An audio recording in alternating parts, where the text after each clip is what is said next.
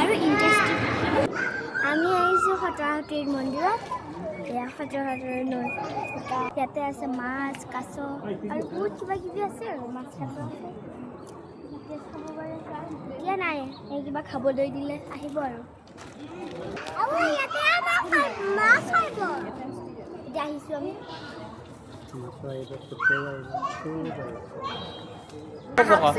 আপোনালোকৰ ইণ্টাৰেষ্টিং এটা বস্তু দেখাই আছোঁ।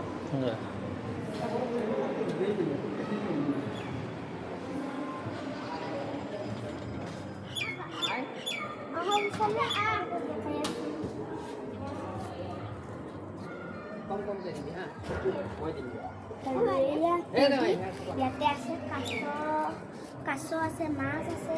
আমি যেতিয়া আধা দিম তেতিয়া বৰ ধুনীয়াকৈ ওলাব। আপুনি হাই গাইজ, আজি আপোনালোকক যেনেকৈ মই খটৰাসুতিৰ মন্দিৰৰ ভিতৰখিনি দেখালোঁ, খটৰাসুতিৰ মন্দিৰৰ বাহিৰৰখিনি এটা ডাঙৰ কাছ এটা দেখাই আছে আপোনালোকক। আহক, তেনেকুৱা পাই কমেণ্টত জনাই দিব।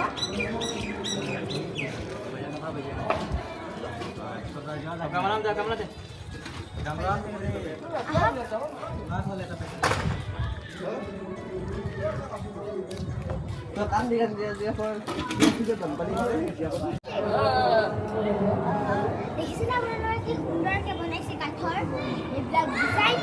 চাব পাৰে এইবিলাক কি ধুনীয়াকৈ ডিজাইন কৰিছে।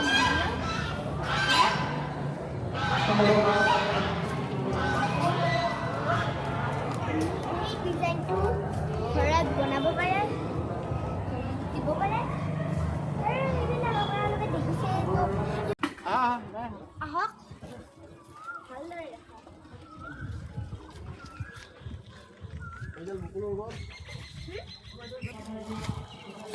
আহক আহক,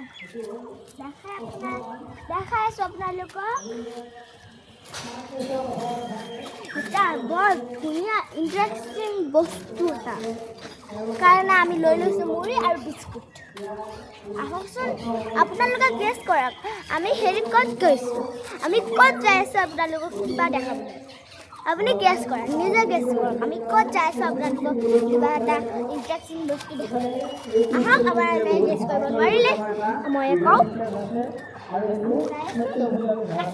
আহক, তেনেকৈ চাওঁ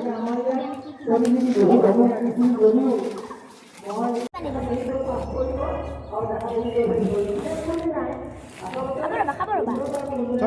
মই দিওঁ, তুমি শিকি নাহো। আজি আপোনালোকক খটৰাসুতিৰ মন্দিৰত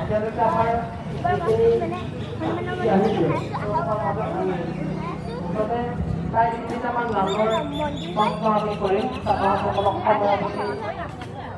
লক্ষ্য ৰাখি, আৰু 3টামান নামৰ অন্তত যিসকল প্ৰতিযোগীয়ে সৰ্বাধিক নম্বৰ পায় 1 নম্বৰ, 2 নম্বৰ বা 3 নম্বৰ প্ৰতিযোগী দল হিচাপে গঢ়ি থাকিব। তেওঁলোকৰ মাজত পুনৰ আমি আকৌ এটি নাইবা বেমেৰ ৰঙৰ বস্ত্ৰ লক্ষ্য ৰাখিম।